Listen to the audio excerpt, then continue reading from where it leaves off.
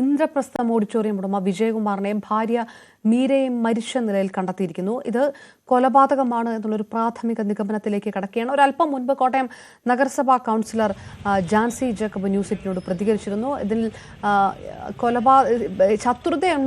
ഉള്ള ആരോ കൊലപാതകത്തിന് നേതൃത്വം നൽകിയതാണ് എന്നുള്ളൊരു സംശയമാണ് പ്രകടമാക്കിയത്. ഒരു ഹിന്ദിക്കാരനായിട്ടുള്ള ഒരു തൊഴിലാളി ഉണ്ടായിരുന്നു, അയാളെ പിരിച്ചുവിട്ടതുമായിട്ട് ബന്ധപ്പെട്ട് ചില വിഷയങ്ങൾ ഉണ്ടായിരുന്നു എന്ന് അവർ പറയുന്നു. ഇത് പോലീസിന്റെ നിഗമനമല്ല, ഇത് അവിടെ ഉള്ളവർ ഒരുപക്ഷെ ഈ ഇത്തരം വിഷയങ്ങൾ പുറത്തു വന്നിരുന്നു നേരത്തെ, അതുമായി ബന്ധപ്പെട്ട് കൂടിയാണ് പറഞ്ഞത്. ശ്രീമതി ജാൻസി ജേക്കബ് ഈ വിഷയം കുടുംബാംഗങ്ങളും തുടർന്നും അദ്ദേഹത്തിൻ്റെ മകൻ മരിച്ചതുമായി ബന്ധപ്പെട്ടുള്ള ചില വിഷയങ്ങളും പരാമർശിക്കുകയുണ്ടായി. വീണ്ടും ജാൻസി ജേക്കബിലെ നമുക്ക് കുറച്ചുകൂടെ വ്യക്തമായി കിട്ടും എന്നാണ് പ്രതീക്ഷിക്കുന്നത്. ഒരുപക്ഷെ പോലീസ് അകത്ത് പരിശോധന നടത്തുന്ന ഒരു സാഹചര്യം കൊണ്ടുണ്ട്. ശ്രീജിത്തിലേക്ക് വീണ്ടും. ശ്രീജിത്ത്, നഗരസഭാ കൗൺസിലർ പറയുന്നത് പോലീസിന്റെ നിഗമനമല്ല, പക്ഷെ അങ്ങനെ ഒരു വിഷയം ഉണ്ടായിരുന്നു, അവിടെ ഒരു തൊഴിലാളി ഉണ്ടായിരുന്നു, അയാളെ പറഞ്ഞു വിട്ടു, അതിന്റെ ചില പ്രശ്നങ്ങൾ ഉണ്ടായിരുന്നു എന്നൊക്കെ പറയുന്നുണ്ട്. അത്തരത്തിൽ എന്തെങ്കിലും പ്രതികരണങ്ങൾ നാട്ടുകാരുടെ ഭാഗത്തുനിന്നുണ്ടോ? തീർച്ചയായും പോലീസ് ഇക്കാര്യം പരിശോധിക്കുന്നുണ്ട്. നാട്ടുകാരിൽ നിന്നൊക്കെ അടക്കമുള്ള വിവരങ്ങൾ ശേഖരിച്ച ശേഷമാണ് പോലീസ് ഇത്തരം കാര്യങ്ങൾ കൂടി പോലീസ് പരിശോധിക്കാൻ തീരുമാനിച്ചിരിക്കുന്നത്. ഇതിൽ പ്രധാനമായും പ്രദേശം നഗരത്തോട് ചേർന്നുള്ള പ്രദേശം തന്നെയാണ്. അതുകൊണ്ട് തന്നെ വീടുകളിലൊക്കെ CCTVയും കാര്യങ്ങളും ഒക്കെ ഉണ്ട് ഈ പ്രദേശത്ത്. ഇത്തരം കാര്യങ്ങളെല്ലാം പരിശോധിച്ചുകൊണ്ട് ഇത് ആരാണ് കൃത്യം ചെയ്തതെന്ന് വേഗത്തിൽ കണ്ടെത്താൻ കഴിയുമെന്ന ആത്മവിശ്വാസമാണ് പോലീസിനെ സംബന്ധിച്ച് ഉള്ളത്. അതിനുവേണ്ടിയുള്ള ശ്രമമാണ് പോലീസ് നടത്തിക്കൊണ്ടിരിക്കുന്നത്. എന്തായാലും പതുക്കൽ കവലയ്ക്ക് ജംഗ്ഷൻ തന്നെയാണ് ഈ വീടുള്ളത്. അവിടെ പോലീസ് എത്തി പരിശോധനകൾ തുടരുന്നു. കൊലപാതകമെന്ന് സ്ഥിരീകരിക്കുന്നു. ഇതിൽ തീർച്ചയായും ഇങ്ങനെ ഒരു പക ഉള്ള ഒരു സാഹചര്യമാണ് ഉള്ളത്. അതായത് പകയോടെ ചെയ്ത ഒരു കൃത്യം എന്ന നിലയിലാണ് പോലീസ് ഇപ്പോൾ ഇതിനെ മനസ്സിലാക്കുന്നത്.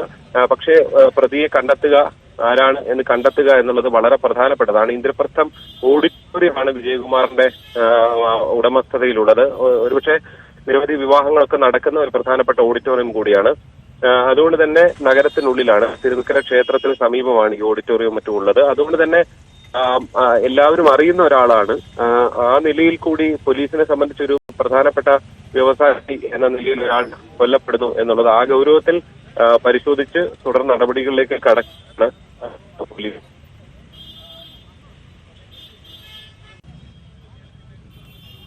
ശ്രീജിത്ത് വിവരങ്ങൾ നൽകുന്നു. ഏതായാലും കോട്ടയം ഇന്ദ്രപ്രസ്ഥം ഉടമ വിജയകുമാറിനെയും ഭാര്യ മീരയുമാണ് മരിച്ച നിലയിൽ കണ്ടെത്തിയിരിക്കുന്നത്. കൊലപാതകമെന്നുള്ള സംശയമാണ് ഉയരുന്നത്.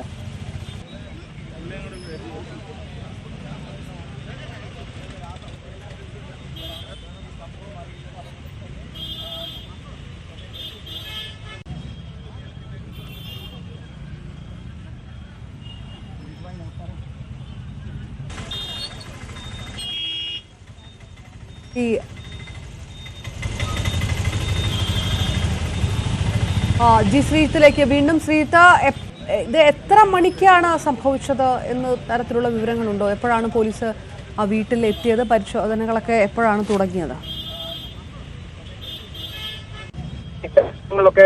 വളരെ അതിനെ പോലീസ്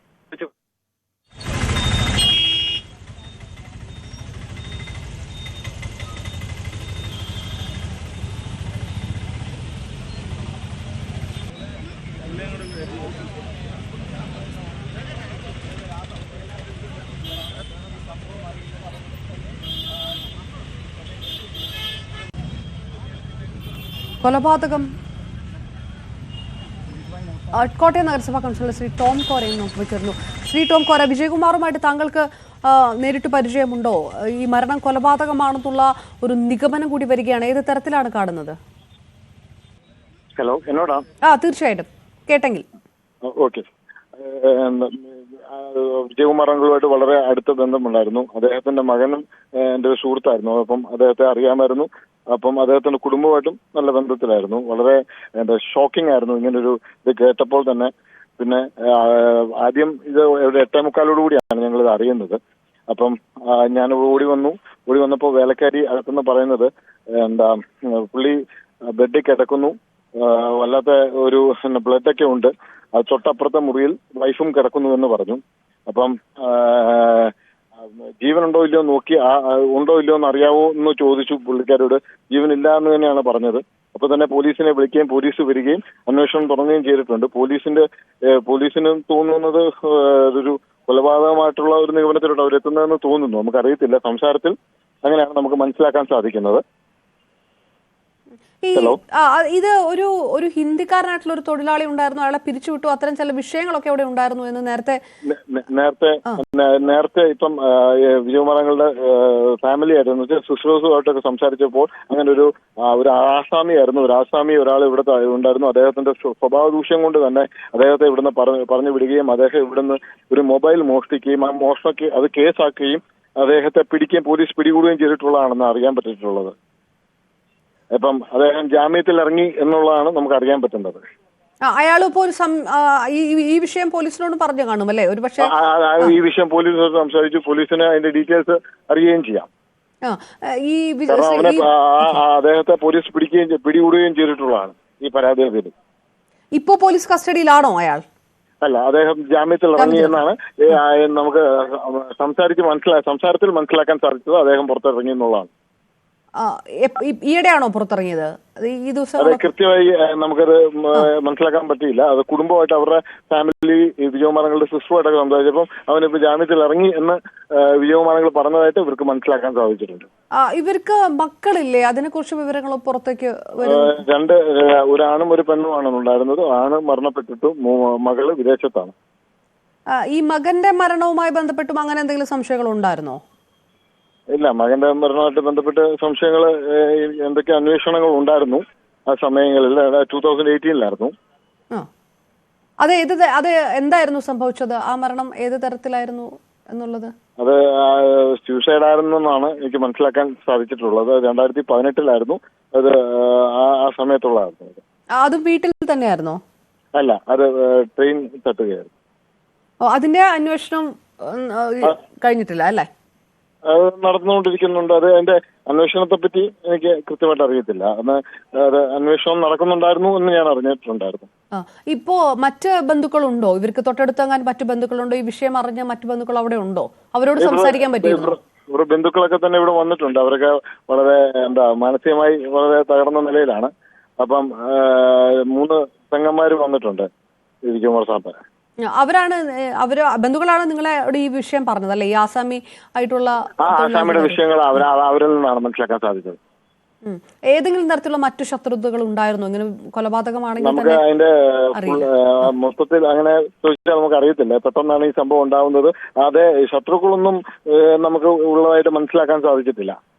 ഈ കോട്ടയത്ത് ഒരു പ്രധാനപ്പെട്ട വ്യവസായ പ്രമുഖനായിരുന്നതുകൊണ്ട് ആ തരത്തിൽ തരത്തിലൊന്നും ശത്രുക്കളുള്ളതായിട്ട് നമുക്കാർക്കും മനസ്സിലാക്കാൻ സാധിച്ചിട്ടില്ല. അങ്ങനെ ശത്രുക്കൾ ഉണ്ടായിരുന്ന ഒരാളുമല്ല അല്ലേ? അല്ല. വലിയ സൗഹൃദ വലയമുള്ള ഒരു കൂട്ടത്തിൽ ഉള്ള ഒരാളായിരുന്നോ? വളരെ റിസർവ്ഡ് ആയിരുന്നു.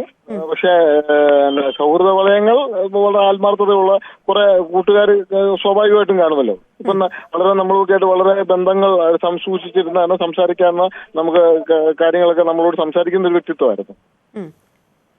ആത്മഹത്യ എന്നുള്ളൊരു അവസ്ഥയെ കുറിച്ച് ചിന്തിക്കുകയേ വേണ്ട അല്ലേ? ഇത് ഒരു കൊലപാതകമാകാനുള്ള ഒരു സാധ്യത തന്നെയാണെന്ന് താങ്കളും കരുതുന്നു? അങ്ങനെ തന്നെയാണ് മനസ്സിലാക്കാൻ സാധിക്കുന്നത്. ഓക്കെ, വളരെ നന്ദി. ശ്രീ ടോം കോര, കോട്ടയം നഗരസഭാ കൗൺസിലറാണ് പ്രതികരിച്ചത്. ഇതിൽ നേരത്തെ പറഞ്ഞതുപോലെ തന്നെ ഇവരുടെ തൊഴിലാളിയായിരുന്ന ആസാം സ്വദേശിയായിട്ടുള്ള ഒരാളാണ്.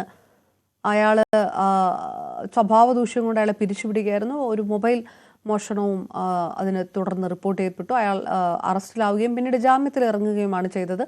അയാളാണോ ഈ കൊലപാതകത്തിന് പിറകിൽ എന്നുള്ളൊരു സംശയം ബന്ധുക്കൾ തന്നെ പോലീസിന് മുൻപാകെ ധരിപ്പിച്ചിട്ടുണ്ട്. ആ തരത്തിലുള്ള അന്വേഷണവും നടക്കുന്നുണ്ട് എന്നാണ് അറിയുന്നത്. മറ്റ് ഈ വ്യവസായവുമായി ബന്ധപ്പെട്ട അല്ലെങ്കിൽ ബിസിനസ്സുമായി ബന്ധപ്പെട്ട ഏതെങ്കിലും തരത്തിലുള്ള ശത്രുത ആർക്കെങ്കിലും ഉണ്ടായിരുന്നതായിട്ടുള്ള അറിവില്ല.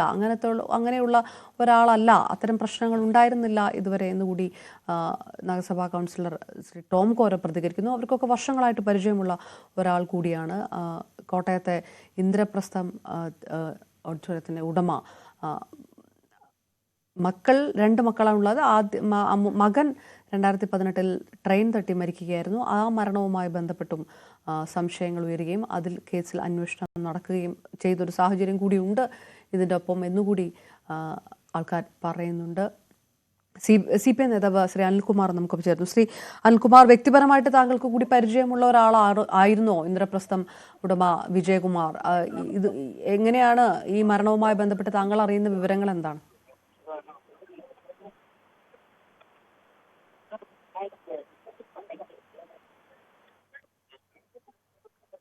ശ്രീ അനിൽകുമാർ, കേൾക്കാമോ ഞാൻ ചോദിക്കുന്നത്?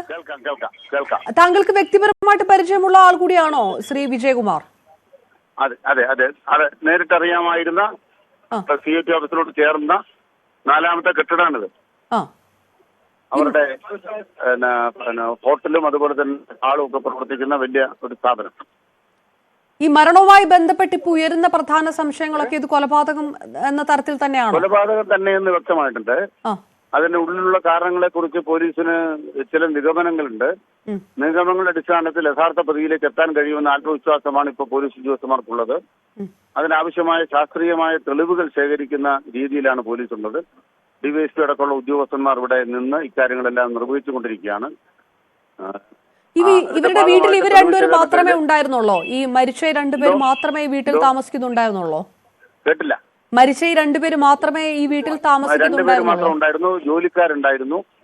രാവിലെ വീട്ടുജോലിക്ക് വന്നയാള് ആണ് ഇത് വസ്തുത മനസ്സിലാക്കിയത്. ഇപ്രകാരം ഒരു സംഭവം ഉണ്ടായതിനെ കുറിച്ച് വസ്തുതകൾ മനസ്സിലാക്കിയത്. അതല്ലാതെ അവിടെ മറ്റാരും ഉണ്ടായിരുന്നില്ല? രാത്രിയിൽ ഇവർ 2 പേര് മാത്രമേ ഉണ്ടായിരുന്നുള്ളൂ? മറ്റാരും ഉണ്ടായിരുന്നില്ല. ചില സൂചനകളൊക്കെ പോലീസിന് ലഭ്യമായിട്ടുണ്ടെന്നാണ് മനസ്സിലാകുന്നത്. അതിൽ നിന്നും യാഥാർത്ഥ്യത്തിലേക്ക് എത്താനാകും. കോട്ടയത്തെ താങ്കൾക്കടക്കം വർഷങ്ങളായി പരിചയമുള്ള ഒരു വ്യവസായ പ്രമുഖൻ, ആ തരത്തിലുള്ള ശത്രുതയൊന്നും അദ്ദേഹത്തിന് ആരോടും അല്ലെങ്കിൽ അദ്ദേഹത്തോട് ആർക്കും തീർച്ചയോ ഏതെങ്കിലും തരത്തില് അത്തരം പ്രശ്നങ്ങളോ ഉള്ള ഒരു കുടുംബമല്ല. അങ്ങനത്തെ വിഷയങ്ങൾ നമ്മൾ കേട്ടിട്ടില്ല നാളെ വരെ. ഒരു തൊഴിലാളി പിരിച്ചുവിട്ടിരുന്നു, അയാളുമായിട്ടുള്ള ചില പ്രശ്നങ്ങളെന്നൊക്കെ അതൊരു സംശയം ഉയർന്നു വന്നിട്ടുണ്ട്. അദ്ദേഹത്തെ സാമ്പത്തികമായി കബളിപ്പിച്ചതുമായി ബന്ധപ്പെട്ട ചില പ്രശ്നങ്ങളും അത് പരിശോധിക്കുന്നു പോലീസ്. അക്കാര്യത്തിൽ തീരുമാനത്തിലേക്ക് എത്തിയിട്ടില്ല. അതിൽ ബന്ധങ്ങളുണ്ടോ എന്ന പരിശോധനകളൊക്കെ നടക്കുന്നുണ്ട്. അത് തന്നെയാണ് ഇപ്പോൾ പ്രധാനമായിട്ടുള്ള സംശയ പട്ടികയിൽ നിൽക്കുന്നത്. അത് തന്നെയാണ് അല്ലേ ഈ പറഞ്ഞ കാര്യം? അത് ഉൾപ്പെടെ പരിശോധനയിലാണ്. അത് പോലീസാണ് ആത്യന്തികമായി പറയേണ്ടത്. അദ്ദേഹത്തിന്റെ മകന്റെ മരണവും ആത്മഹത്യയായിരുന്നു. അതിലും ചില അന്വേഷണങ്ങൾ ഉണ്ട് എന്ന് ചിലർ പ്രതികരിച്ചിരുന്നു. അദ്ദേഹത്തിന്റെ മകന്റെ മരണവുമായി ബന്ധപ്പെട്ടും ചില അന്വേഷണങ്ങളൊക്കെ. റൈറ്റ്. CPI നേതാവ് ശ്രീ അനിൽകുമാറാണ് പ്രതികരിച്ചത്. വീണ്ടും ശ്രീജിത്ത് നേരത്തെ പറഞ്ഞതുപോലെ തന്നെ ഇവിടെ ഉണ്ടായിരുന്ന തൊഴിലാളിയായിരുന്ന ഒരു ആസാം സ്വദേശിയെ ചുറ്റിപ്പറ്റിയാണ് ഈ